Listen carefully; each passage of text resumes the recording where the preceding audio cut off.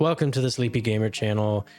That's me. I'm the Sleepy Gamer because I'm a gamer and I'm low energy and exhausted all the time. So I want to start off with a trigger warning for animal cruelty.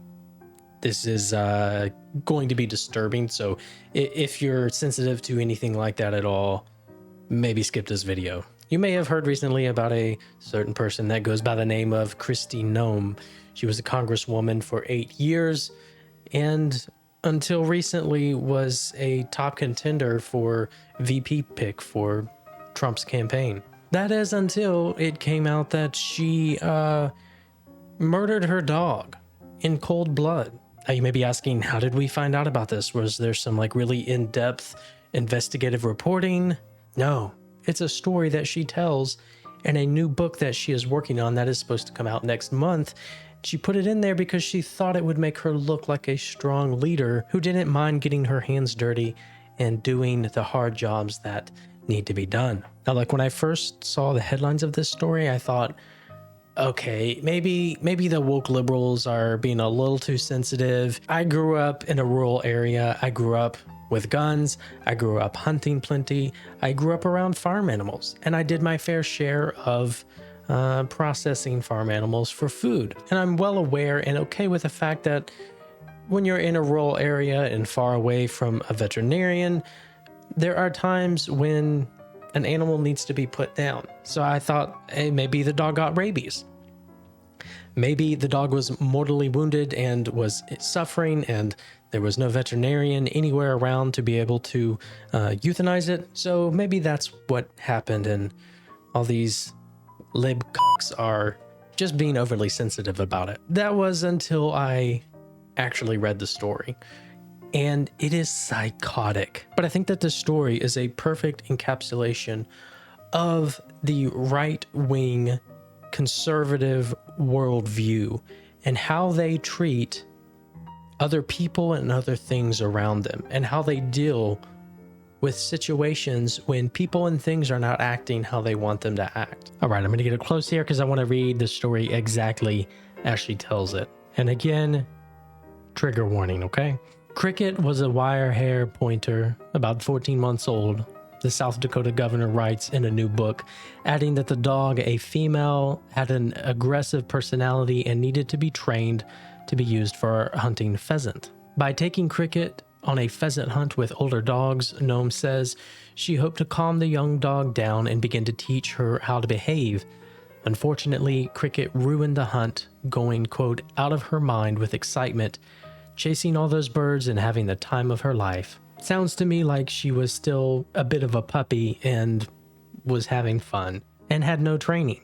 Noem describes calling Cricket, then using an electric collar to attempt to bring her under control. Nothing worked. Then on the way home after the hunt, as Noem stopped to talk to a local family, Cricket escaped Noem's truck and attacked the family's chickens, grabbing one chicken at a time, crunching it to death with one bite, then dropping it to attack another. Again, totally normal behavior for an untrained bird-hunting dog to go after birds. Cricket, the untrainable dog, Noem writes, behaved like a, quote, trained assassin. When Noem finally grabbed Cricket, she says the dog, quote, whipped around to bite me. Then, as the chicken owners wept, Noem repeatedly apologized. Through it all, Noem says Cricket was, quote, the picture of pure joy. Quote, I hated that dog, Noem writes, adding that Cricket had proved herself untrainable, dangerous to anyone she came in contact with, and less than worthless as a hunting dog. At that moment, Noem says, I realized I had to put her down. Noem then got her gun, led Cricket to a gravel pit. Quote, it was not a pleasant job, she writes, but it had to be done. And after it was over, I realized another unpleasant job needed to be done. Oh yeah, she didn't just kill her dog right now. She also kills a goat that she didn't like either. Her family, she writes, also owned a male goat that was, quote, nasty and mean because it had not been castrated. Furthermore, the goat smelled, quote, disgusting, musky, rancid, and loved to chase Noem's children, knocking them down and ruining their clothes.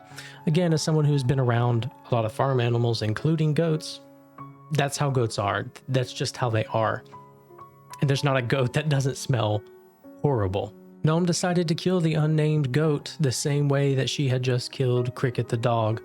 But though she, quote, dragged him to the gravel pit, the goat jumped as soon as she shot and therefore survived the wound.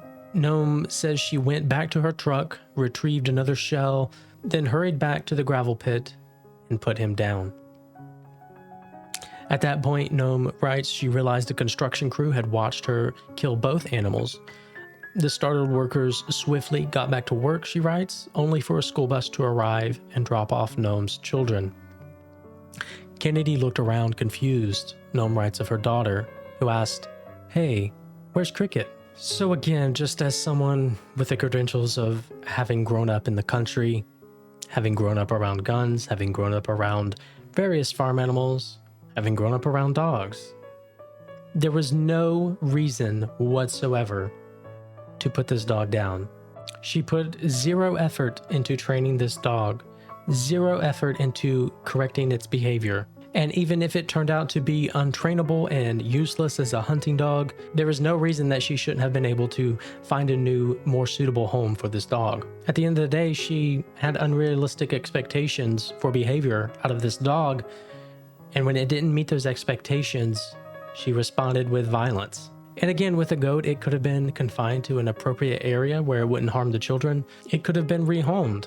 It could have at the very least been used for meat, but it sounds like she just didn't have enough after the dog killed this goat and then just left it in this pit. She said that she included this story to illustrate her willingness in politics as well as in South Dakota life to do anything, quote, difficult, messy, and ugly if it simply needs to be done. She thought that this would make her look like a strong leader. Now, thankfully, though, I haven't really seen anyone come to her defense, and Trump himself has distanced himself from her, rightfully so. However, I think that this is a perfect little vignette of the worldview that many right-wing conservative people have. And it's actually been pretty well studied. It goes by a couple names, one being strict father morality or authoritarianism.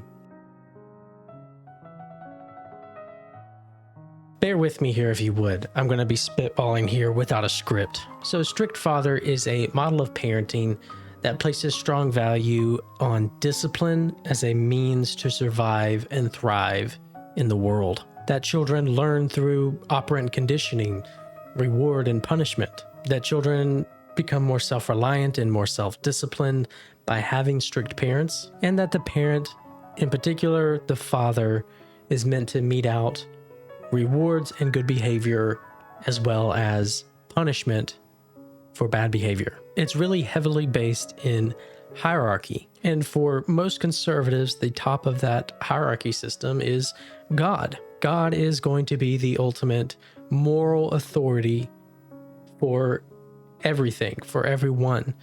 Then, as far as family goes, under that, you're going to have the father. It is a patriarchal system.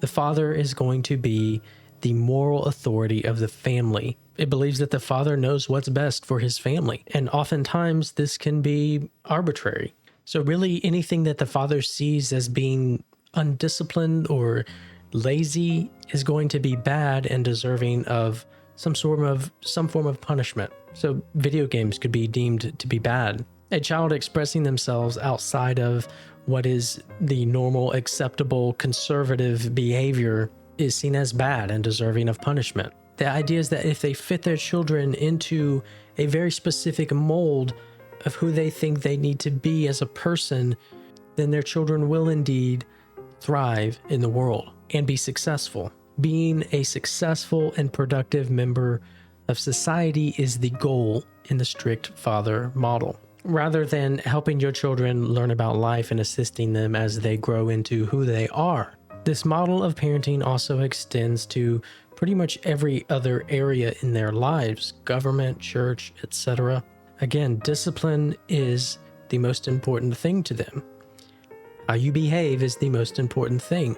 Morality for them is intrinsically tied to that, which is why, for instance, they will see objectively immoral people as upstanding citizens so long as they are successful in life.